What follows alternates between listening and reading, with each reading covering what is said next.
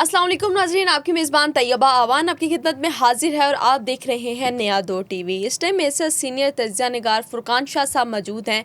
ईद का मौका है, आप लोग अपने घर में ईद की खुशियाँ एंजॉय कर रहे होंगे, तो हमने सोचा कि आज फुरकान शाह साहब के साथ ईद का प्रोग्राम करते हैं, इनसे जानते हैं कि जितनी भी ये अदाकाराएँ होती हैं, जिसे ड्रामा इंडस्ट्री का कह सकते हैं, हम स्टेज डांसर्स कह सकते हैं, और बहुत सी इस तरह की अदाकाराएँ जो कि दुश्मनी का शिकार हो जाती हैं, जिनको हरासा किया जाता है, जिनको गोलियाँ मार दी जाती हैं, उनके हुस्न के पीछे जाया जाता है और बाद में उनकी ज़िंदगी को ख़त्म कर दिया जाता है। फुरकान शाह साहब से जानते हैं कि इनके साथ आखिरकार ऐसा क्यों होता है और जितनी भी स्टेज डांसर्स हैं इनके बारे में ये क्या राय रखते हैं। अस्सलाम वालेकुम सर। जी वालेकुम अस्सलाम। सर कैसे हैं आप? अल्लाह का शुक्र। ईद मुबारक आपको। खैर मुबारक। और कैसी गुजरी आपकी ईद? बस फैमिली के साथ ही, आपको पता है अब इस उम्र में किसने हमारे साथ ईद गुजारनी है, बच्चों के साथ ही गुजारते हैं। बच्चों के साथ। अच्छा सर, आज मैं बात करना चाह रही हूँ पाकिस्तान की रौनक जिसे हम कह सकते हैं। लोग स्टेज डांसर्स को बहुत ज़्यादा पसंद करते हैं, ड्रामा इंडस्ट्री की जितनी अदाकाराएँ हैं उन्हें बहुत ज़्यादा पसंद करती हैं, और रिसेंटली अगर हम ट्रेंड देख लें तो आपको पता है मोमना इकबाल को बहुत पसंद किया जाता है, और मोमना इकबाल भी इस टाइम हरासा हो रही हैं।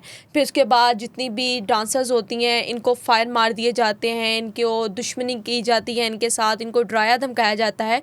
तो आप स्टेज डांसर्स के बारे में क्या कहना चाहेंगे कि आखिरकार ऐसा क्यों होता है इनके साथ, और कितनी नामवर अदाकाराएँ हैं जो कि मिसाल बनी हुई हैं? मेरा किस्मत बेग की स्टोरी भी आपको पता है। फिर एक साइमा खान होती थी जिसको गोलियां मरवा दी गई थी। इस तरह कई बेचारी, नादरा का मर्डर हो गया और कई मारी गई। और मज़े की बात है इन सब के केसेस का आज तक कुछ नहीं बना। मेरे कागज़ों में ये सारी मज़लूम औरतें हैं, ये गरीब घरों की होती हैं, ये गुर्बत दूर करने के लिए घर से निकलती हैं। ये जब ग्लैमर की दुनिया में आ जाती हैं तो हमारे जैसे जो लोग होते हैं जिनके पास चार नए नए पैसे आए होते हैं, तो वो लोग इनके फ़ैन बन जाते हैं, फ़ैन से आशिक बन जाते हैं। आज ना मैं वो मोमना इकबाल के जो अगेंस्ट है ना, चद्दर साहब शायद, हाँ जी। उनकी जो लॉयर है ना मियाँ अली इशफाक साहब, वो बड़े प्यारे, मैं उनको पसंद करता हूँ क्योंकि मेरे एक छोटे भाई हैं आसिफ भट्ट, उनके वो दोस्त हैं और काफ़ी करीबी, क्योंकि जिस इलाके की में मैं ग्रोन अप हुआ हूँ उसके नज़दीक ही वो ग्रोन अप हुए हैं। उन्होंने आज एक सेंटेंस कहा, मैं उनका इंटरव्यू सुन रहा था तो मज़ा आ गया। अब होता कुछ ऐसे है कि पहले ये, अब थोड़ा सा मरीम नवाज शरीफ साहबा ने ख़वातीन को बहुत प्रोटेक्ट कर दिया, तो उस वजह से अब ये 376 की कार्रवाई करा लेती हैं, ये NCCIA की सहूलत मौजूद है। पहले वक्तों में ये नहीं था। पहले वक्तों में बदमाशों के पास सिर्फ गोली की सहूलत थी। ठीक है, अब ख़वातीन ज़रा सॉवरन हो गई हैं, ताकतवर हो गई हैं। वो मैं अली इशफाक साहब का जुमला आपको सुनाता हूँ। उन्होंने कहा कि बहुत ज़्यादा ज़्यादती हुई है मोमना इकबाल साहब के साथ, बड़ी मोहतरम ख़तून है, मेरे लिए भी बड़ी काबिल एहतराम है। तो लेकिन उन्होंने कहा कि ये ऐसी कौन सी सर्विसेज प्रोवाइड करती रही हैं जिसके अगेंस्ट इन्हें मिलियंस और करोड़ों रुपए अगला एवं ही देता रहा। ये बात सोचने वाली है। ठीक है, मतलब मोमना इकबाल ने पैसे लिए हैं चद्दर साहब वो से। कह रहे हैं चद्दर साहब के वकील मियाँ अली इशफाक साहब के, हम वो सारी मनी ट्रेल, बैंक ट्रांसफ़र्स और अकाउंट ट्रांसफ़र्स की डिटेल देंगे। इसके लिए उन्होंने आज या कल, जो उनकी डेट थी NCCIA से 2-4 दिन पहले जो डेट थी NCCIA में, वहाँ पे उन्होंने डेट मांगी थी 1 वीक की कि हम आपको तमाम प्रूफ्स देंगे। बेसिक ये होता है कि जब इनको ये जो स्टेज अदाकार है ना, इनकी एक लैंग्वेज है, ये अपना जो फ़ैन होगा, जो आशिक होगा, उसको आपस में जब गुफ्तगू करती है ना, कहती हैं तेरा चामका। ठीक है, फिर अब एक प्रॉब्लम अब ये आ गई है कि स्टेज के जब ड्रामे लगते हैं ना, तो वो कहते हैं कि जी किसके नाम की कितनी टिकटें बिकी। ठीक है, किसको देखा जाएगा, किसको देखा देखने जाएगा। लोग आए। वो फिर अपने फैंस जिनको नहीं भी पसंद करती ना, उनको भी रिक्वेस्ट करती हैं कि फिर अगर तुम इतने फ़ैन हो ना तो फ्रंट सीट की मेरे नाम की टिकट लेनी है तुमने। ठीक है, तो वो फिर इस तरह वो बेचारी इस नहज पे फंसती जाती हैं। फिर वो, मुझे नहीं इल्म कि वो ऐसी क्या सर्विसेज प्रोवाइड करती हैं जिसके इवज़ लोग उनको, जो किसी के अपनी अपनी किस्मत है ना, किसी को करोड़ों रुपया दे देते हैं, किसी को लाखों रुपया दे देते हैं। तो फिर जब वो होता ये है कि जो आशिक होता है ना, वो ये कहता है कि मैंने इसको इतनी ज़्यादा पैसे दे दिए हैं, इतना इसकी खातर लोग दुश्मनियाँ डाल लेते हैं लोगों के। अब मैं नाम नहीं लूँगा, कई फिल्म स्टारों और स्टेज अदाकारों की वजह से बड़े बड़े अफसरों के ऊपर दाग लग गए हैं, बड़े बड़े बदमाश बेइज्जत हो गए हैं। इस टीम में जो भी घुसा है ना, उसे सवाए रुसवाई के कोई नहीं मिला। और इनकी विश ये होती है कि ये एक ताकतवर आदमी से ताल्लुक़ बनाए। पहले ये शुरू में ताल्लुक़ अपना रिलेशन जो डेवलप करती थी ना, वो करती थी बदमाशों से, ठीक है। तब बदमाश ताकतवर थे, सॉवरन थे। पर भाई लोग ने फ़ोन कर दिया तो बड़े बड़े मेरे जैसे आदमी की बोलती बंद हो जाती थी, कि आवाज़ नहीं मुँह से निकलती थी कि यार भाई लोग ने फ़ोन कर दिया तो ये तो इतना ताकतवर है, ये तो मरवा देगा, तो फिर हम कहाँ जाएंगे। इतनी की एक धाक बनी हुई थी। फिर एक ऐसा वक्त चेंज होता रहता है ना, ख़ास तौर पे जब ये नून लीग का टाइम आता है ना, तो बदमाशों का कला कमा हो जाता है। आपने नोट करना साबका दौर में भी। तो फिर ये बदमाशों का जब कला कमा हो गया, फिर ये अदाकारों ने अब जो तगड़े नामवर पुलिस अफसर नहीं, जो इनकाउंटर स्पेशलिस्ट और इस तरह, और बड़े जिनके 8-8 गनमैन, क्योंकि पुलिस वाला बेशक 14 गनमैन रखे, उसको किसने पूछना है, इन्होंने अब रुख उधर का कर लिया। समझदार पुलिस वाले इनके काबू नहीं आते, वो टेम्परेरी रिलेशन रखते हैं। जो इश्क मोहब्बत शादी के चक्कर में पड़ जाता है, वो फिर बस अल्लाह उस पर रहम फरमाए, मैं तो ये कहूँगा। ये बेसिकली एक पिछले दिनों एक अदाकारा थी, मेरा नाम अगर याद आ भी गया तो मैं कोशिश करूँगा मैं ना लूँ, मेरे चैनल पे उनका प्रोग्राम मौजूद है। वो भगवानपुरा थाना की हदूद थी, मैंने उनकी सिफारिश के लिए SHO साहब को भी फ़ोन किया था, तब गालबन रिजवान खान साहब लगे हुए थे तब। तो उसको एक तंदूर वाला था, उसका आशिक हो गया। तंदूर वाला उसने आके वहाँ पे गोली चलाई थिएटर में, फिर पर्चा हुआ, फिर वो पकड़ा गया, फिर वो जेल गया। लेकिन उसकी मैंने वॉइसें सुनी और उसने जो गुफ्तगू की वो कमाल थी। वो से कहता है, तू भुल गई है, तेरे घर मेहमान आए सी ते मैं तेनू 2-2 दर्जन कीमे वाले नान पहुँचाता रहा वां। तो वो कीमे वाले नान खिला के ना मलकियत लेना चाह रहा था। हर बंदे की अपनी हैसियत है ना। अगर मैं 500 खर्चने वाला हूँ तो मैंने 500 खर्च किया, मैंने प्रॉपर्टी करना क्या, मेरी प्रॉपर्टी है। तो वो कीमे वाले उसने वो वॉइस मैंने अपने कानों से सुनी। कहता तू, पंजाबी में बोल रहा था, कहता तू वो टाइम भुल गई है जदों मैं तेरे घर 2-2 दर्जन कीमे वाले नान पहुँचाता सा। अब बंदा पूछे, उन्हें तेनू खत लिखिया, अगर वो तुम्हें कहती है कि वो सब्ज़ादार में रहती है, तुम्हारा भगवानपुरा साइड पे, मुगलपुरा साइड पे तंदूर है, कि मेरे घर 50 नान भिजवाओ, तो मुझसे कहो जी पैसे दो। जायज़ बात है ना। अगर तुम पैसे नहीं ले रहे तो तुम्हारी अपनी गलती, अपनी मर्जी से, तो बीच में तुम्हारा भी तो कोई लालच है ना। पहले होता ये है कि ये जो तमाशबीन में लफ्ज़ थोड़ा सा बुरा है, चामका भी बुरा है, अब इनको मैं क्या नाम दूँ, इनके आशिक कह लें। वो एक थोड़ा सा ना, आशिक तो एक बड़ा, लोग जो कालम निगार हैं, जो कलमकार लोग हैं, जो कलम मजदूर हैं, वो इश्क पे बड़ी बड़ी दास्तानें लिख देते हैं। तो इश्क एक अच्छी चीज़, वो बेहतर चीज़ है। तो इनके जो आशिक है ना, वो अपनी हैसियत के मुताबिक 2 दर्जन कीमे वाले नान खिला के मालिक बन जाता है कोई 2 करोड़ रुपया खिला के मालिक बन जाता है। लेकिन ये होते हैं आज़ाद पंछी। ये अदाकारें जौन सी हैं ना, ये बॉर्न फ्री होती हैं, ये बाय बर्थ फ्री फिरती हैं, आज़ाद ज़िंदगी होती है, ये बाउंड नहीं हो सकती। कुछ टाइम पहले की हम बात करें, बड़ी नामवर स्टेज डांसर्स थी जिसमें किस्मत बेग आती है। किस्मत बेग के साथ क्या होता है, लोग आज तक जानना चाहते हैं, किस्मत बेग के साथ क्या हुआ था? किस्मत बेग के साथ ऐसा रिवेंज था कि उसने जिनको शूटर्स को भेजा था ना, उन्हें कहा था कि उसके नाजुक अज़ा पे गोलियां मारनी है, और वो मार दी गई। ठीक है, बाद में वो जो भी हुआ, फिर एक स्पेसिफिक अमाउंट जो नहीं बतानी चाहिए, उसके तहत उसके वर्सा ने सुलह कर ली। उसकी वजह थी कि इनके लाहिकीन माड़े होते हैं, ये बेसिकली कमज़ोर घरों के होते हैं। ठीक है, हमारे स्टेज की काफ़ी बड़ी अदाकारा है, नई पुरानी काफ़ी, ये सैदपुर का इनका बैकग्राउंड है, तो वहाँ पे आप लोकेशन सैदपुर के घरों की, ये अल्लाह की बेपरवाही हैं। लेकिन ये होता ये है कि ये कह रही होती हैं कि जिस बंदे से हम पैसे खा रही हैं ना, हम उसको साथ साथ कोई भी सर्विसेज प्रोवाइड कर रही हैं और ये पैसे बराबर हो रहे हैं। इनके कागज़ों में अगर ये, अब मैं थोड़ा सा ना, देखिए हमें ख़वातीन और फैमिलियाँ देखती हैं, अगर ये फॉर एग्ज़ाम्पल 2 दिन या 4 दिन के लिए उनके साथ दुबई चली गई हैं, वहाँ पे इन्होंने 50 लाख करोड़ 2 करोड़ की शॉपिंग कर ली है, तो जो अदाकारा है ना, वो ये अपने रजिस्टर में लिख रही है कि जे मैं 1.5 करोड़ की शॉपिंग की है, तो मैं 4 दिन इसके साथ दुबई गई हूँ। उसने अपने कागज़ों में वो 1.5-2 करोड़ वहीं पे ख़त्म कर दिया हुआ है। जो खर्चने वाला है वो अपना ज़हन खूब आगे से आगे बढ़ाई जा रहा है। वो ये कह रहा है कि मैं देते अन्ने लाए, वो जो उसने उसको सर्विसेज प्रोवाइड किया, मुमकिन है कि वो डांस दिखा दिया हो, उसके साथ बाजू में देखे ना, ये स्टेज अदाकारा होती है, टीवी अदाकारा होती तो सेलिब्रिटी हैं, उसने उसके साथ बाजू में बाजू डाल के टिकटॉक बनवा ली।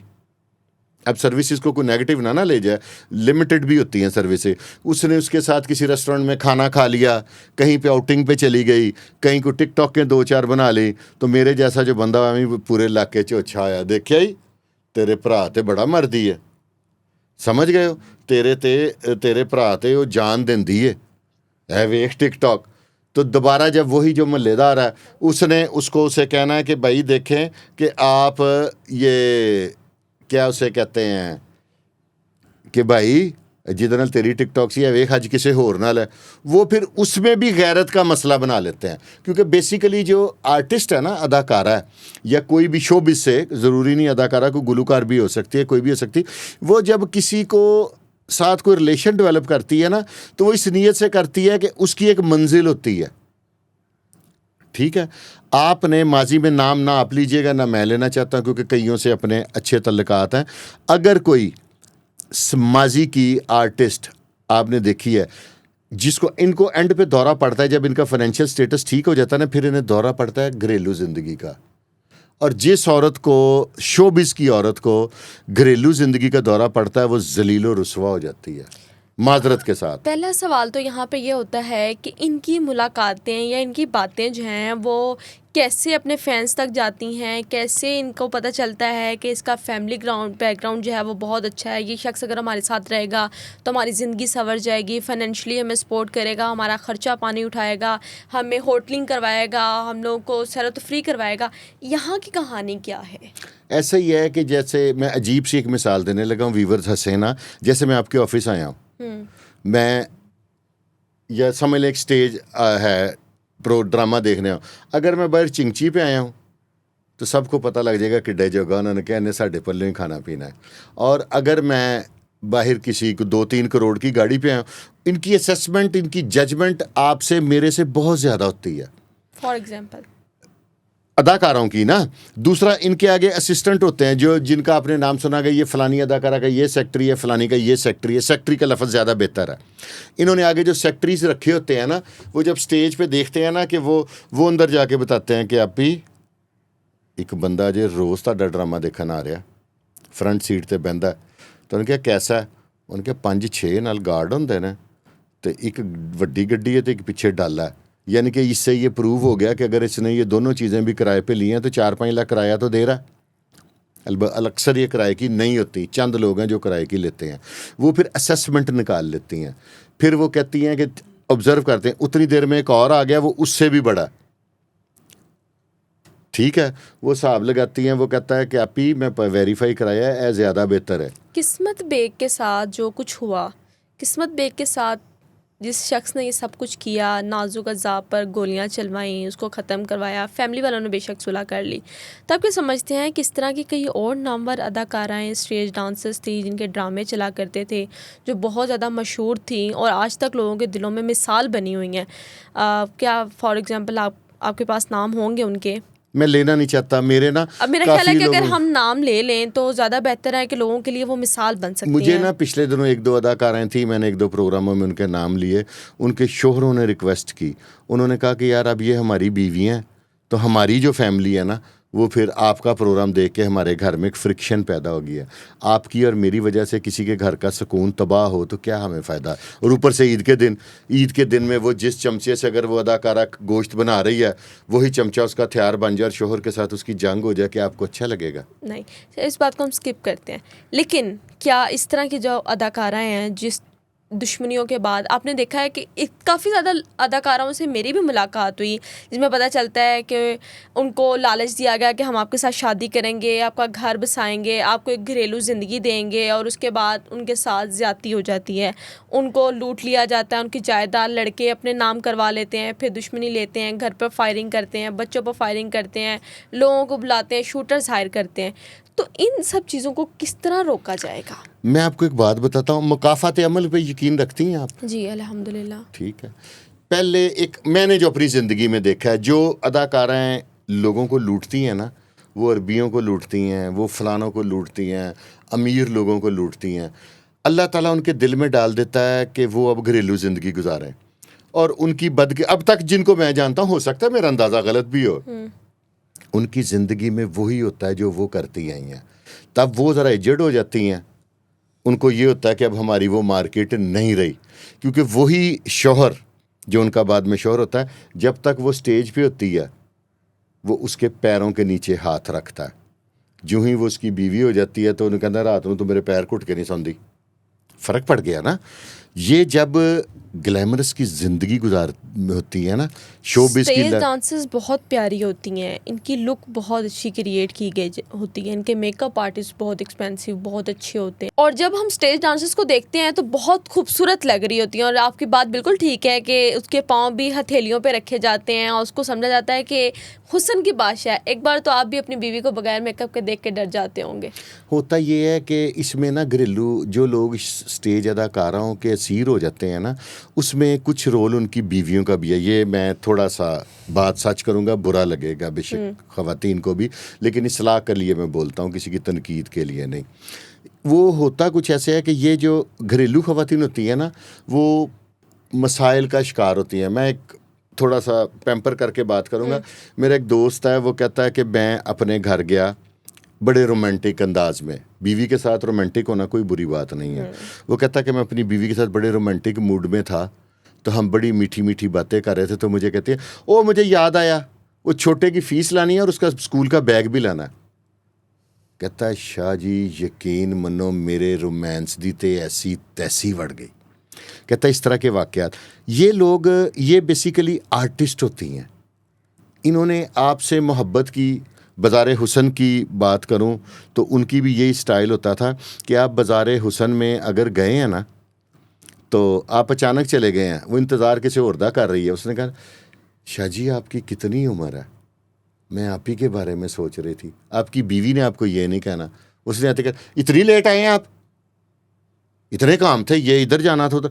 वो कुछ ख़वातीन बहुत समझदार होती हैं, वो अपने हस्बैंड को इरिटेट नहीं करती, उनकी लाइफ बड़ी ज़बरदस्त गुजरती। हर बंदा सुकून के चक्कर में ना इनके पास जाता है, और इनको बड़ा एक शो बिज की दुनिया ना, शो है हर तरफ, चमक दमक। मैं भी एक औरत हूँ, मेरा ख्याल मेरी ये बात कहना तमाम ख़वातीन को बुरा लगेगी, लेकिन हम समझते हैं कि हम अपने शौहर को खाना बना कर दे रही हैं, कपड़े इस्त्री करके दे रही हैं, उसको तैयार कर रही हैं, उसकी चीज़ें संभाल के उसके बच्चे संभाल रही हैं, उसके बच्चे संभाल रही हैं। ये हमारी सबसे बड़ी जिम्मेदारी है, हमारा फ़र्ज़ पूरा हो गया। आप क्या समझते हैं, आपने मुझे अपनी राय से, क्योंकि आप हमारे बड़े हैं और आपको ज़्यादा तजुर्बा होगा, खातून का शौहर के आने से पहले तैयार रहना, उसके आते उसे गरम गरम खाना पेश करना, और बाद में अपना एक मखसूस टाइम डिसाइड करना जिसमें मियाँ बीवी बैठ के दिन की बातें करें और अपना एक खूबसूरत सा वक्त गुजारें।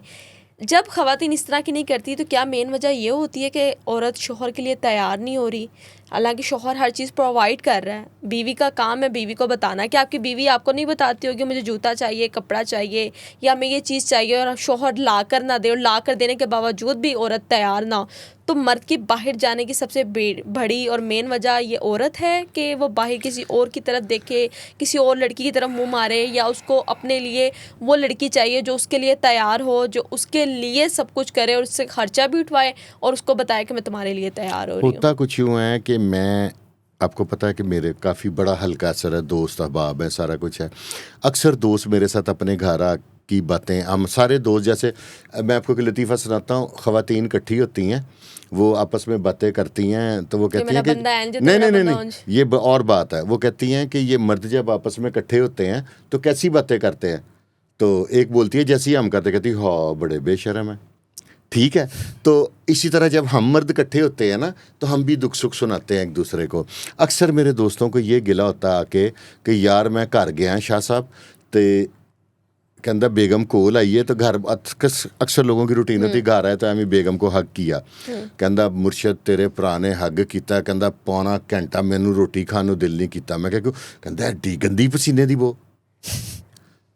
ठीक है, जो अक्सर कई ख़वातीन हैं, मैं उनको जाती अक्सर मर्द कहते हैं कि हाथों से लहसुन की, प्याज की, लहसुन प्याज तो एक ज़रूरत है ना, जिसको लहसुन प्याज की बदबू आती है वो नुकरानी रख ले। ये तो एक जायज़ बात है, ठीक है। ठीक है। जो वैसे औरत का साफ होना है, अक्सर मेरे दोस्त हैं, उनकी ख़वातीन की एक रूटीन है, उन्होंने रात को खामद के आने से पहले या खामद के घर आते ही उसको खाना शाना देना है और उन्होंने नहाने घुस जाना है। उन्होंने नहा के तैयार होकर उसके साथ कंपनी देनी है, बेशक उन्होंने नाइट ड्रेस पहनना है, जो भी है, उन्होंने मेकअप करके उसके साथ बैठना है, उसके साथ अच्छी अच्छी बातें ताकि करनी है और बाहर कहीं और की तरफ और मुतवज्जा ना हो। अच्छी खुशबू लगानी है, फ्रेगरेंस। अब वो एक मेरा दोस्त है, वो तेरा ना नहीं लवांगा यार, तो उसको ये प्रॉब्लम है, कहता मेरी बीवी बहुत अच्छी है, घर के सारे काम करती, सारा दिन घर जुटी रहती है कामों में, बच्चे ज़रा उनके 2-4 ज़्यादा हैं हम लोगों से, तो कहते हैं कि बड़ी उनकी लाइफ जौन सी है ना वो टफ़ है। तो कहता लेकिन वो उसको अकल नहीं है, कहता उन्होंने मैं भी किया है, मैंने अपने दोस्तों की बीवियों से भी कलवाया है, उसकी माँ को भी कहा है, उसकी बहनों को भी समझाने की कोशिश की है, वो आगे कहते ओ मैं क्या करूँ, मैंने इतने काम करने होते हैं। कहता गंदी मंदी मेरे ना बेड ते सो जाती, कहता मैं उधर मुँह करके नहीं सौंदा। मैं क्या क्यों, कहता इतनी गंदी स्मेल आती है, पसीने की स्मेल आएगी। वो खावंद के भी यही बात है कि अपने आप को नीट एंड क्लीन रखो, साफ़ सुथरे रखो, उजड़े पुजड़े ना रखो कि औरत को आपसे नफरत हो। स्टेज ड्रामा देखने या स्टेज का डांस देखने जो मर्द जाते हैं, क्या ये वही मर्द होते हैं जो घर की औरतों से तंग होकर वहाँ पर जाते हैं? नहीं, जो थोड़े से रंगीन मिजाज हैं वो भी जाते हैं, ख़वातीन भी जाती हैं। आप स्टेज में देखिएगा कि वहाँ पे कई ख़वातीन बैठी होती हैं, वो तो उनको तो हम याश नहीं ना कह सकते, फैमिलियाँ भी जाती हैं। वो थोड़ा सा, जब हमारे इस मुल्क में और एंटरटेनमेंट है क्या, आप मुझे बताएं ना, एंटरटेनमेंट क्या है? आम दूसरे ममालिक में क्लब खुले हुए हैं, कोई और एंटरटेनमेंट है, ਇੱਥੇ कोई गरीब आदमी 2 कैन बीयर ਦੇ ਪੀ ਲਿਓ, 2 ਸਪਾਈ ਫੜ ਲੈਂਦੇ ਨੇ, 20,000 ਉਹਦੇ ਕੋਲੋਂ ਲੈ ਲੈਣਗੇ, ਉਹਦੀ ਭਾਵੇਂ 40,000 ਤਨਖਾਹ ਹੋਵੇ, ठीक है। ये कुछ हमारे यहाँ पे एंटरटेनमेंट एक स्टेज है, उस पर भी इन्होंने रिस्ट्रिक्शंस लगा दी हैं। अच्छी चीज़ है, पिछले दिनों तो अदाकारों ने बड़ा वो एक दूसरे से आगे बढ़ने के चक्कर में, आपको याद होगा कि किसी की कमीज़ उतर जाती थी, किसी की यहाँ से बटन खुल जाते थे, कोई स्टाइल अपना लेती थी, कोई बेहुदा जूम मैनी इशारे करती थी। इस पर कंट्रोल किया, अच्छा किया। ड्रामा देखने फैमिलीज को भी देखने जाना चाहिए, वो लेकिन हल्की फुल्की यार डांस रेशो कम हो चुकी है अब इन सब चीज़ों की, क्योंकि जब से हुकूमत ने एक्शन लिया है, हाँ, कोई फर्क वल्गर पड़ा। डांस नहीं होगा, कोई वल्गर डायलॉग्स नहीं होंगे, कोई वल्गर इशारे नहीं होंगे, तो क्या इन सब चीज़ों की वजह से स्टेज में थोड़ी सी कमी आई है? जो ऑडियंस पहले स्टेज ड्रामा या स्टेज डांस देखने जाया करती थी, क्या वो आप जाती हैं? नहीं, वो चीज़ नहीं रही, इसलिए स्टेज फिल्म के साथ पहले फिल्मी हमारा जो सिस्टम है वो तबाह हो चुका है, ठीक है। स्टूडियो में अब सोसाइटियाँ बन रही हैं, वही पोजीशन अब स्टेज की आने वाली है। कुछ थिएटर्स जैसे शमा थिएटर है, वहाँ पे भी अपार्टमेंट्स बन गए, करीब ये सारे थिएटरों पे अपार्टमेंट्स ही बनेंगे, लोग इनका किराया खाएंगे। ये एंटरटेनमेंट ख़त्म होती नज़र आ रही है, क्योंकि एक स्पेसिफिक तबका जिसने शुरू में आना होता था, वो बड़ा समझते हैं ना, अब जो वो नच रही है तो हवा हवा बढ़ के हैं, तो ये वो एक स्पेशल, एक जब अल्लाह ताला जन्नतुल फिरदौस में जगह ता फरमाए, जब सुल्तान राय साहब हयात थे, उनकी ज़िंदगी में लोग उन्हीं की तरह के डिज़ाइनिंग वाले कुर्ते धोती और वैसे ही नीचे वो जूती पहन के। हम एक दफ़ा दोस्त, मैंने शायद एक वाक़या पहले भी ये कहीं सुनाया किसी चैनल पे, हम एक दफ़ा काले दौर की बात है कि हम एक दफ़ा पंजाबी फ़िल्म देखने चले गए, हमारे नसीब बुरे, हमने पूरी फिल्म देखी। वुड यू बिलीव कि हम बाहर आए तो हमारी वहाँ पे 2 टांगे वालों से लड़ाई हो गई। वो सुल्तान राय साहब ना वो बहुत बड़े अदाकार थे, वो आपके ऊपर हावी हो जाते थे, तो फिल्म देख के लोगों के स्टाइल आपने देखा, वो तवीतड़ियाँ पारियाँ, यानी कानों में लोगों ने बड़े बड़ों ने इधर बालियाँ 2 डाली हुई हैं, और यूं फिल्म देखने के बाद मेरे ऊपर, सुल्तान राय साहब की सैन में 2 फिल्में देखी हैं मैंने पूरी ज़िंदगी में, वो 2 फिल्में देख के उनका तकरीबन 3-4 दिन एक फ़िल्म का असर रहता था। जैसे इंडिया की एक खलनायक बनी थी, उसका भी असर काफ़ी लोगों पे पड़ा था, बड़े लोगों ने लंबे बाल रख और यूं देखना। ये मेरे जो रिज़ल्ट निकाला है ना मैंने, स्टेज अदाकार हैं बेसिक मजलूम औरतें हैं। इनको इस दुनिया में लाने वाला कौन होता है स्टेज की दुनिया में, क्योंकि स्टेज की दुनिया आपकी और हमारी दुनिया से थोड़ी टोटली different है। मुख्तलिफ है। ज़मीन आसमान का फ़र्क हम कहें तो शायद ये गलत नहीं होगा। उनको बाकायदगी से तैयार होना पड़ता है, उनको बाकायदगी से अपनी हर चीज़ को Show piece मेंटेन बनना करना, एक पड़ता है। शो पीस बनना पड़ता है। जैसे हम घर में किसी एक कोने को अच्छी तरह सजाते हैं कि यहाँ पर मेहमानों ने आके बैठना है और यहाँ पर ये चीज़ बिल्कुल परफेक्ट होनी चाहिए। तो आप जी क्या बताएंगे, आप क्या राय रखते हैं कि मैं उसको यहाँ तक जानता आता हूँ, कौन है? मैं उसको जानता हूँ जिसकी वजह से ये लोग सारी इस दुनिया में आती हैं। आप जानना चाहेंगी? बिल्कुल, हमारी ऑडियंस भी जानना चाहेंगी। गुर्बत। गुर्बत जौन सी है ना, गुर्बत अक्सर में मिटाने के और भी बड़े तरीके होते नहीं हैं। मिटती। कर लो ट्राई तुसी भी, मैंने भी बड़ी ज़िंदगी में ट्राइयाँ की हैं। I belong to poor family. तो गुर्बत मिटाने के ना हमारे यहाँ पे आजकल अब जो नई अदाकाराएँ आएंगी उनकी भी मुझे वजह पता क्या है। जानना चाहेंगी आप? बिजली के बिल और पेट्रोल। इसकी वजह से कई बच्चियां शोबिज़ में आएंगी कि अपने घर के हालात पूरे करने के लिए। तो आपका क्या इतना ख्याल है? आसान है ड्रामा इंडस्ट्री में या स्टेज की इंडस्ट्री में जाना? एक बचपन में ना पंजाबी में मिसाल सुनता होता था बड़ों से। वो कहते होते थे कि जदों कुत्ता पैंदा ना तो दौड़ला नहीं आपे ही आ जाती है। मेरी बात फॉलो कर रही हैं आप? कि जब आप किसी फील्ड में, आपको बाई बर्थ पैदाइशी एंकर तो नहीं है, नहीं। आप इस फील्ड में उतरी, आपको काम आ गया। आप जिस फील्ड में जो उतरेगा ना उसको काम आ जाता है। तो इसको कहते हैं जदों कुत्ता पैंदा तो दौड़ला नहीं आपे ही आ जाती है। तो जब इन बेचारियों को कुत्ता पड़ जाता है, ये कुत्ते ही होते हैं ना जिनके जिस्म को नोचते हैं, जो इनको चंद, क्योंकि उनके पास गुर्बत है, उनके पास पैसा है, तो वो फिर अपने पैसे के जोम पे उनको नचाते भी हैं और उनके साथ कोई और सर्विसेज भी लेते हैं। फिर आफ्टर दैट फिर उनको डराते भी हैं, फिर उनको गोलियां भी मरवा देते हैं, फिर उनको कत्ल भी करवा देते हैं और किसी का कत्ल आज तक ट्रेस भी नहीं होता।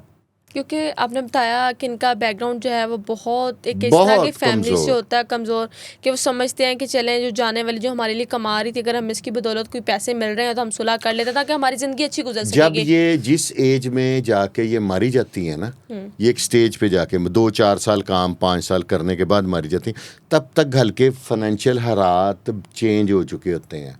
तो जब आपकी फाइनेंशियल, आपकी ज़िंदगी में सहूलियात ज़्यादा आ जाती हैं ना, आप नोट कीजिएगा कि लोग पहले ज़मानों में अपने भाइयों के, जिसे पंजाबी में कहते हैं, वैर लेते होते थे। अब जो अमीर लोग हैं, फैसिलिटेट लोग हैं, वो कहते हैं नहीं नहीं दुश्मनी बुरी चीज़ है, इसको यहीं पे वाइंड अप कर दो। क्योंकि ये सहूलतें, ये जो नेमतें हैं ना, ये एयर कंडीशन, ये बड़े बड़े मैट्रेस और इस तरह की जो आपकी लाइफ है, ये लेविश लाइफ जेल में नहीं मिलती। तो लोग इस लेविश लाइफ पे खून के रिश्ते कुर्बान कर देते हैं। आपने बताया कि स्टेज डांसर्स जो होती हैं ये शादियां कर लेती हैं, बाद में घरेलू ज़िंदगी की तरफ आ जाती हैं। आपने वो कहावत तो सुनी होगी कि मर्द को अगर सच्ची मोहब्बत एक तवाइफ से भी हो जाती है ना, कोठे वाली से भी, जो रोज़ रात को पता नहीं कितने नए मर्दों के साथ लेटती होगी, तो मर्दों से भी अपनाने के लिए तैयार हो जाता है।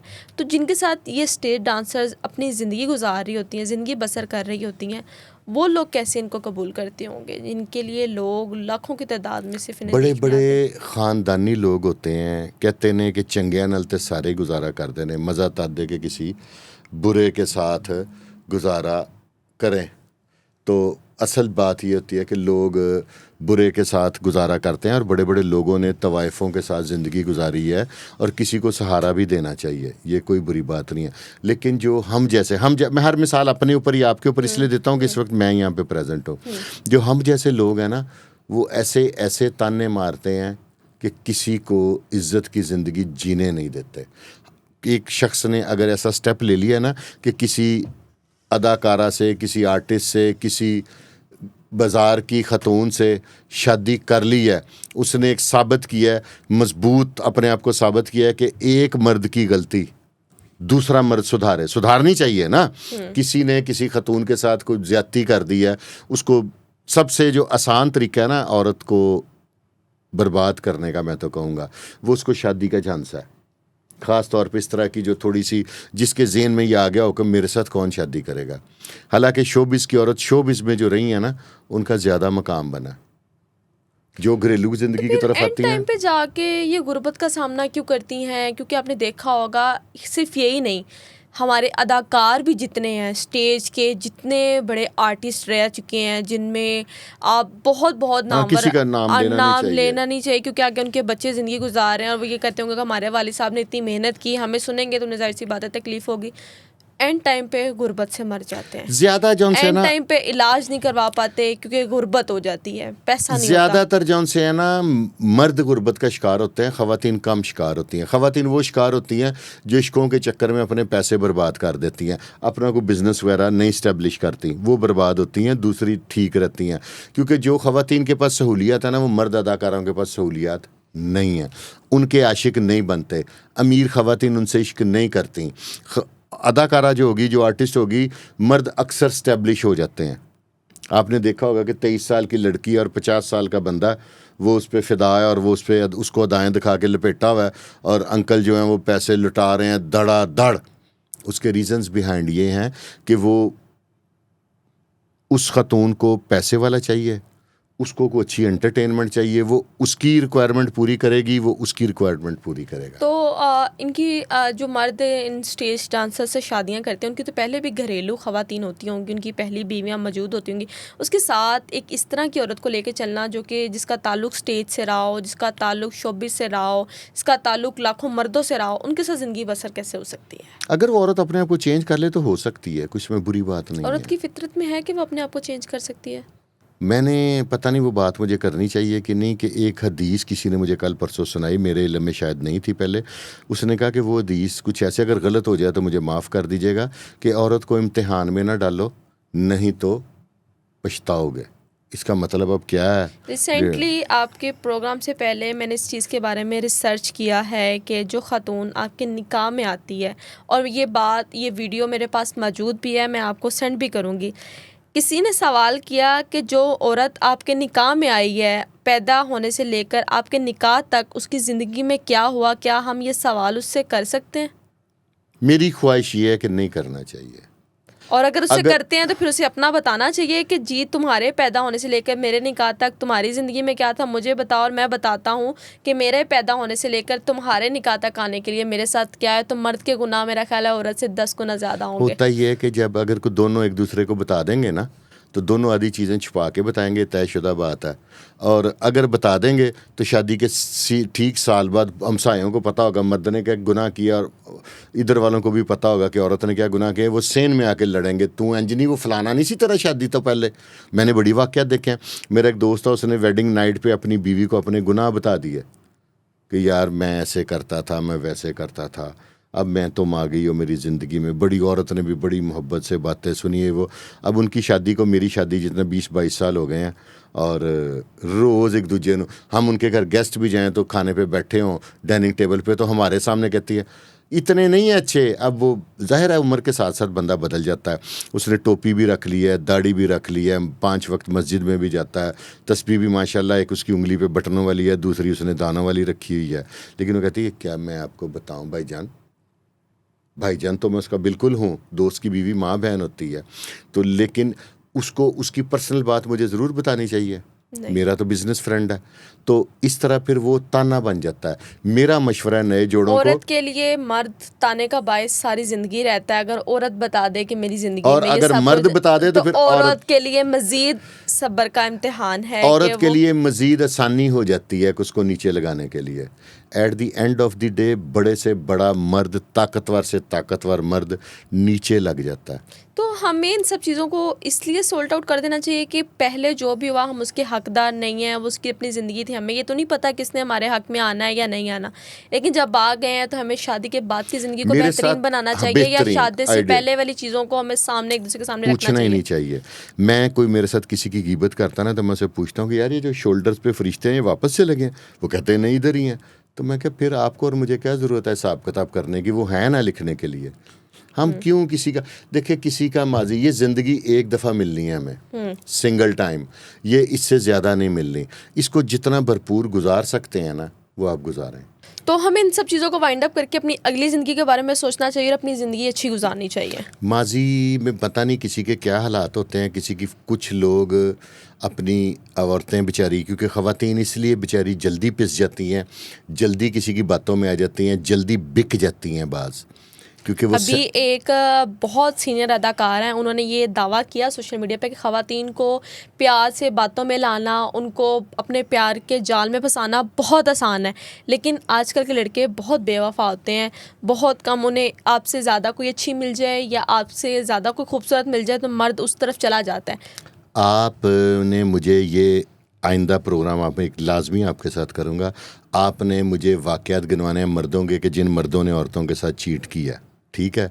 मैं आपके पास वो मर्द तफसील से लेके आऊँगा, ऑन कॉल भी वो बताएंगे। कुछ की मजबूरी है वो नहीं बताएंगे, जिनके करोड़ों रुपए औरतों ने लूट लिए और बाद में उनके खिलाफ NCCI और थानों में दरखास्तें दे दी। आजकल तो ये फैशन है कि पहले चंगा लुट के खाओ।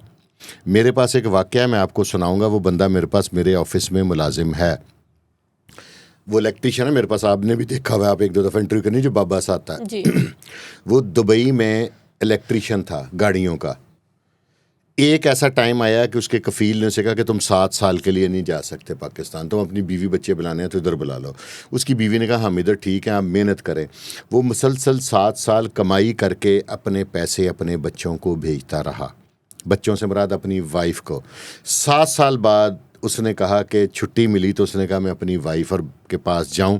हालांकि गलत है, बीवी के पास, अब वो मेरे पास पूरी इतला नहीं है वो सहाबा के बारे में, तो उन्होंने अपनी वाइफ से पूछा था कि कितनी देर खामंद को बीवी से दूर रहना चाहिए। उन्होंने कहा था मैक्सिमम 4 मंथ, क्योंकि उन्होंने ये सवाल अपनी वाइफ से इसलिए किया था क्योंकि वो एक औरत है तो वो इसका बेहतर जवाब दे सकती है। तो वो 7 साल बाद, ये सांदे का रहने वाला था, बंदा सामने भी आके कहेगा, 7 साल वो आउट ऑफ कंट्री रहा, कमाता रहा। वो वापस आया, ये सच्चा वाक़या मेरी मार्केट में सबको पता है। वो वापस आया, वापस आके उस औरत ने उसे वार्म वेलकम किया, बगलगीर हुई, साहिरा शोहर था उसका, उसके साथ रात दोनों मियाँ बीवी राजो न्याज होते रहे। सुबह उसने उससे पूछा कि किन्ने, उन्होंने कहा मैं एने दिरहम लेके आया वहाँ। उन्होंने कहा कित्थे ने, उसने वो लिए अलमारी में रखे, लॉक किए। फिर उसने कहा मैं इतना गोल्ड लेके आया हूँ, कल को हमारी बच्चियाँ बड़ी होंगी तो ये बिस्किट हैं, ये भी मैंने रेंज को जो वो ला सकता था। उसकी बीवी ने उसके साथ, मियाँ बीवी थे, इकट्ठे रहे। सुबह उसको बड़ा बेहतरीन नाश्ता कराया, ठीक है, वही जो उनके इलाके में था, को पाए या कोई, और ख़ुद नहीं उसको उठने दिया खामन को कि तुमने नहीं जाना, उसको नाश्ता कराया। उसके बाद सहन में गई और 15 की कॉल कर दी कि मैंने इससे खुला ले लिया, मैंने तो एक और आदमी से शादी कर ली, ज़बरदस्ती घुसा और मुझे रेप कर दिया। वो बंदा 3 साल जेल में रहा। वो तो अपनी बीवी के पास आया था। ये भी तो वाक़या एक औरत ने किया, और ये सच्चा वाक़या, जब आप कहेंगी मैं प्रूव कर दूंगा। और इस तरह के वाक़यात अस्तगफिरुल्लाह मेरे पास 20 हैं।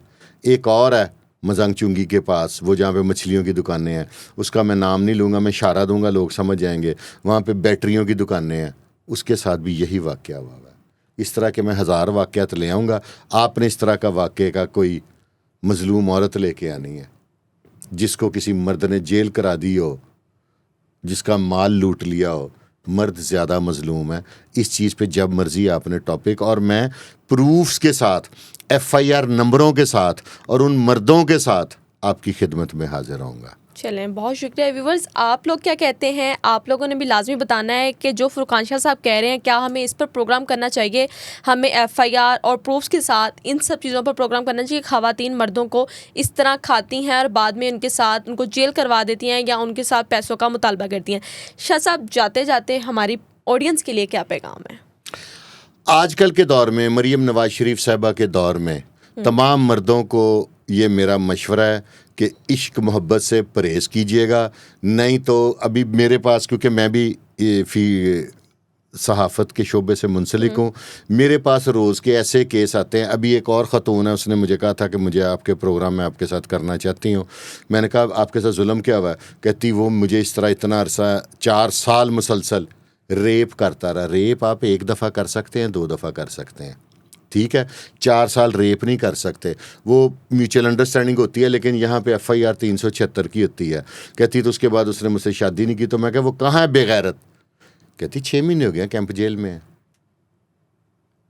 ठीक है, अगर उसने आपसे शादी नहीं की तो आप अपने ऊपर कंट्रोल रख लें। आप उसकी बात ना माने, आप उसकी बात तब माने जब वो आपसे शादी कर ले। तो सिर्फ मर्द का कसूर नहीं होता, थोड़ा सा मर्द को रियायत भी देनी चाहिए। बंदा गलती हो जाती है, ਜੇ ਔਰਤ ਸੇ ਹੋ ਜਾਏ तो कोई नहीं, परचा ਸਾਡੇ ਕੋਲੋਂ ਹੋ ਜਾਏ तो अपना बटन टुटे तो खैर है, जे ਸਾਡੇ ਕੋਲੋਂ टुट जाए तो परचा। बहुत शुक्रिया आपका।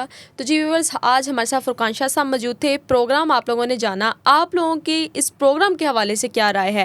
आप लोग अपनी बीवियों से कितने मुतमईन हैं, या अगर आप अपनी बीवी को, घरेलू खातून को घर छोड़ कर किसी और की तरफ मतवज्जा हो रहे हैं तो उसकी मेन वजह क्या है? और आपके लिए सबसे पहला पैगाम यह है कि जहाँ आप दूसरी औरतों पर खर्च करते हैं, अपनी बीवी पर खर्च करना सीखें। जहाँ आपको दूसरी औरत जिस लिबास में, जिस रूप में, जिस हेयर कट में, जिस मेकअप में पसंद है, अपनी बीवी को बताएं कि मुझे इस तरह तुम पसंद हो, मुझे तुम इस तरह चाहिए। और बीवी का काम है कि अपने शोहर की इस ख्वाहिश को पूरा करना कि हमारे शोहर को क्या चाहिए। हमारे शोहर के आने से पहले हमें खाना गर्म तैयार करना चाहिए या उसके लिए तैयार होकर रहना चाहिए। इससे आपका शोहर आपसे दूर नहीं जाता, और अगर इस सूरत में वो आपसे दूर चला जाता है तो वो सूरत ये है कि आप अपने आप को बनारती नहीं है, संवारती नहीं है सिर्फ अपने शोहर के लिए, और बाद में आप माथा पकड़ के बैठ जाती हैं कि हमारे शोहर किसी और लड़की में या किसी और औरत में इंटरेस्टेड है। उसकी सूरत क्या निकलती है कि आपके सर पर एक सौंकन आ जाती है। तो इसलिए बेहतरीन सोल्यूशन ये है कि अपने आप को सजना संवारना सीखें अपने शोहर के लिए, ताकि वो कल को अपनी नज़र किसी दूसरी औरत पर ना जता सके। तो व्यूअर्स, आप लोगों ने हमें लाजमी कमेंट सेक्शन में बताना है कि आपने हमारे आज के प्रोग्राम से क्या सीख हासिल की, चाहे वो बीवियां हैं चाहे वो शोहर हैं, उन्होंने हमें लाजमी बताना है। इसी तरह अपनी मेज़बान तैयबा अवान और फुरकान शाह साहब को दें इजाज़त। मिलते हैं किसी और नए प्रोग्राम में नई इन्फॉर्मेशन के साथ। अल्लाह हाफिज़।